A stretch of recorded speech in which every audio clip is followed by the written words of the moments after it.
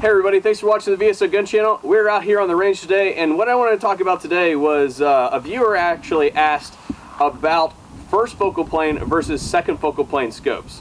And this is a little bit of a unique situation because I have two scopes here that are pretty similar. They're both from Nikon. One's a first focal plane scope and one's a second focal plane scope. This is the second focal plane scope right here. This is a Monarch 3 with their BDC long-range hunting reticle in it. As you can see, it's set up for an AR-15. This scope actually, at the time of the filming of this video, does not officially exist yet. So you guys are getting a little bit of a forward look. But at the time of the publishing of this video, this thing is totally on the market. This is Nikon's BDC distance lock reticle. So second focal plane, first focal plane. Is the only major difference between them. There's a little bit more power in the first focal plane scope, but all the controls are identical. And if you want to know more about the Nikon Monarch 3, we have a video published when we did our initial review of this scope right here. Go ahead and check that out. It's listed in the description box below. But real quick, without the physics lesson on first focal plane versus second focal plane scopes, what's going on inside the scope is the aperture, the actual ballistic aperture, is in front of the magnification unit in a first focal plane scope. It's behind the magnification unit in a second focal plane scope. And what that means is that with a first focal plane scope, like the Nikon BDC distance lock, the reticle will scale with your magnification.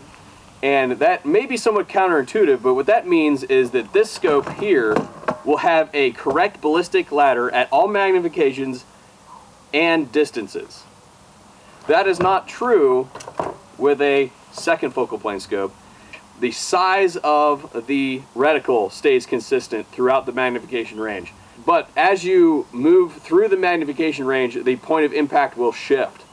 That is why it is exceptionally important to zero your second focal plane scopes on max magnification, because as you draw the magnification down, your shift is minimized. On a first focal plane scope, like the BDC distance lock here, that isn't necessary. You can zero at any magnification, at any range you desire, and your correction should be true. So what we're going to go ahead and do is we're going to take this rifle here.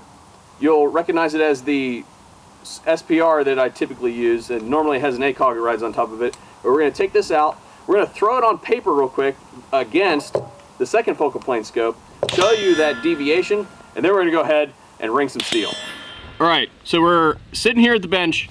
I have the Nikon Monarch 3. This is the second focal plane version, and what we're going to do is I'm going to go ahead and shoot it on max mag, and then I'm going to dial the magnification all the way down and shoot a second group on the same target. Also, I'm foregoing the iPro on this one because you know, we're shooting at paper here, so the likelihood of stuff coming back is pretty slim. Let's get her going.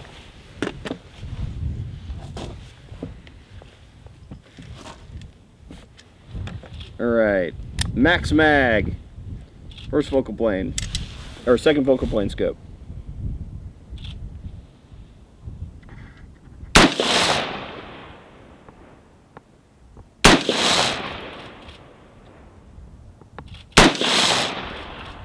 All right, now we're going to dial this all the way down to 3 power.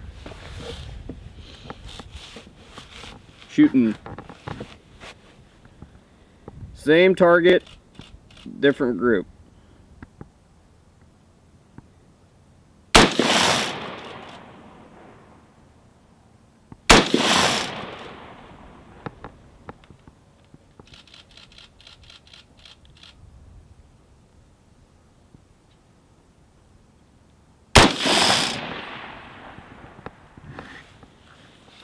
I can't really even see him down there, but I can tell that there's definitely a shift. Max magnification, we're shooting a different target.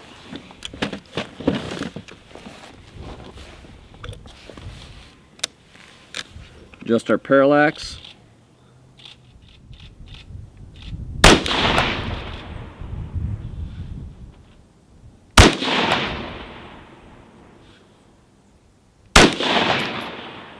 Oops, I pulled that shot. It's okay.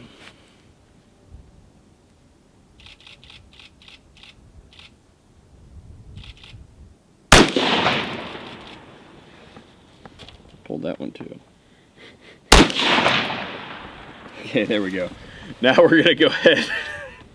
Of course, you have to be able to shoot to prove this principle.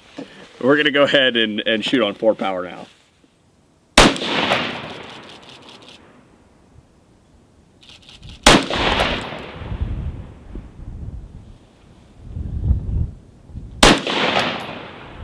And it looks like all of those are where they should be. Now what we're gonna go ahead and do is run down to the other end of the range and make fun of my shitty shooting a little bit more.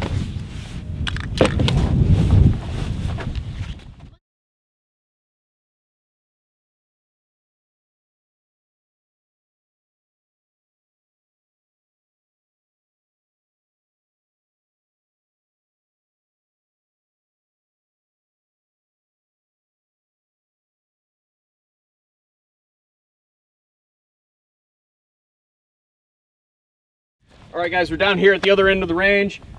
Here is my crappy shooting, but this is, to tell you what we got going on here, this is the first group from the second focal plane scope.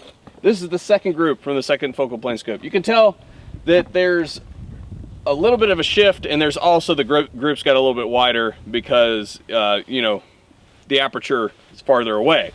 So that's actually a shooter perception issue. But you can see that there is a deviation here, about a half target deviation. We are shooting at 50 yards approximately.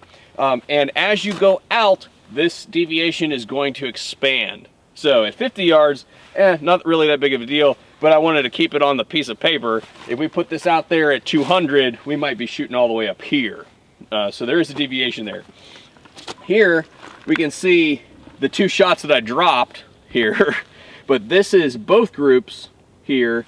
There's looks like several shots there and 2 shots that I dropped low when we were shooting the 4 magnification group. So as you can see, holds group here does not hold group here because one's first focal plane and one's second focal plane. There's a difference there, and this is what we're talking about as far as being able to engage targets at multiple ranges at multiple magnifications. First focal plane scope, for instance, the Nikon Monarch 3 BDC distance lock performs a lot better than a second focal plane scope. Now we're going to move on to the main event. Fidelis is going to join us, and we're going to do some fun shooting out on some steel. We're above the range. Over there on the crest of that hill, we're using it as a berm, and what we've got set up is 6 targets? 6 targets. Bad guys shoot steel. Bad guys from shootsteel.com. We've got a gong, I think 3 static targets, their silhouettes, yeah, and a couple of their modular targets out there. And we're going to be using Freedom Munitions 55 grain 2-3 ammo. This is the new manufacturer stuff out of the Nikon BDC lock Monarch 3. This should be a lot of fun. We're each going to take a couple runs, but I'm going to spend a little bit of time on a new toy I got over there, and this should be fun. Coming up right now on the VSO Gun Channel.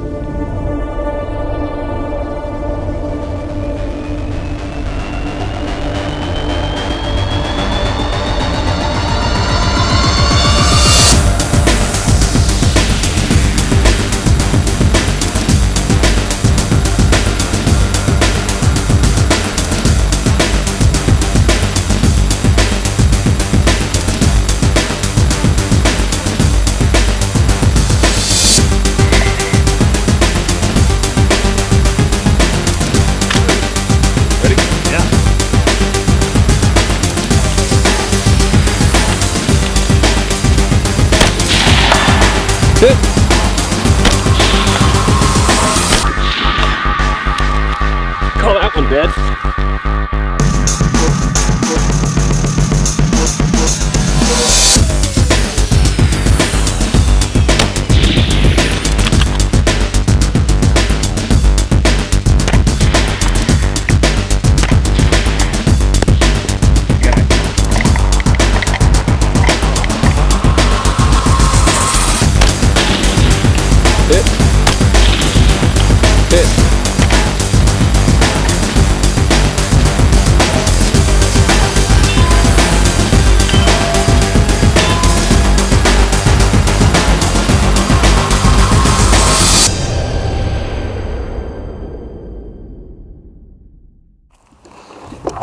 All right, Fidelis, that was a ton of fun, buddy.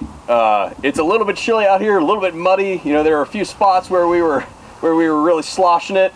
Some of those trees were knocking down a few of the rounds. Terrible, yeah. Yeah, but that said, we were able to get some pretty solid hits at multiple ranges. Some of those targets were not close. Nope.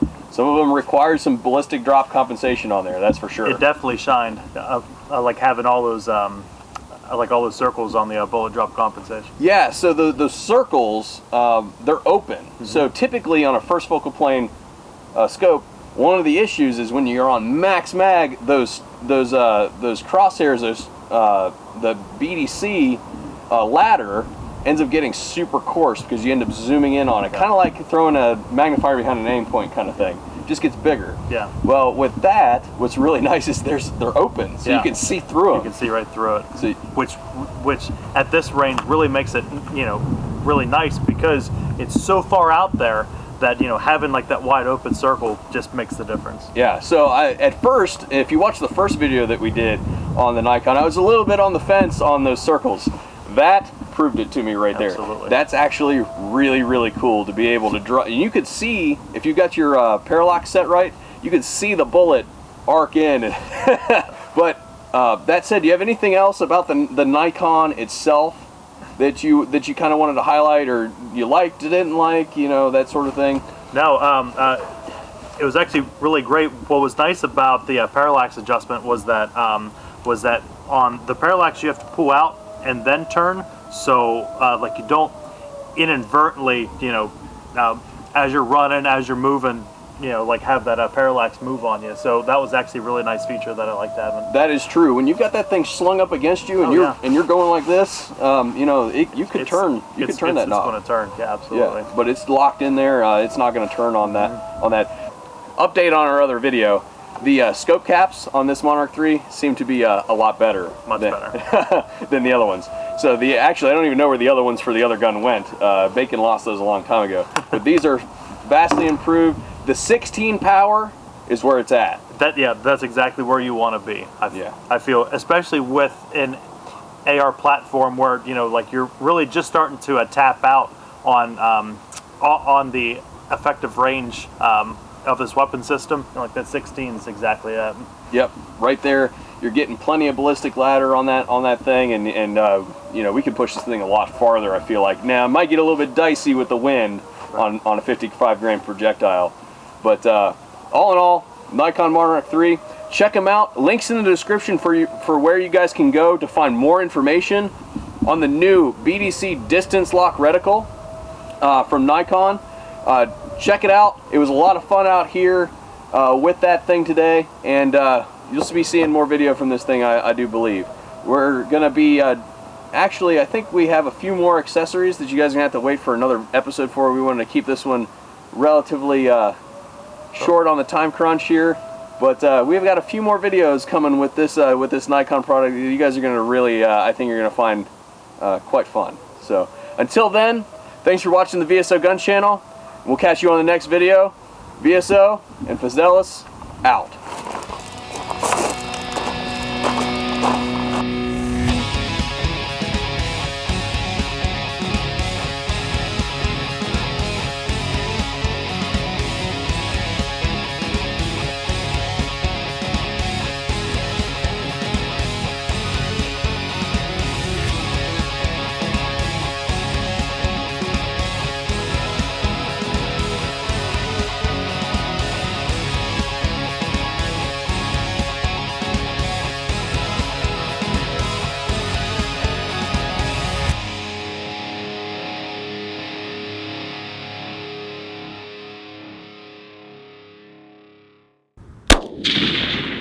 Yes, last round.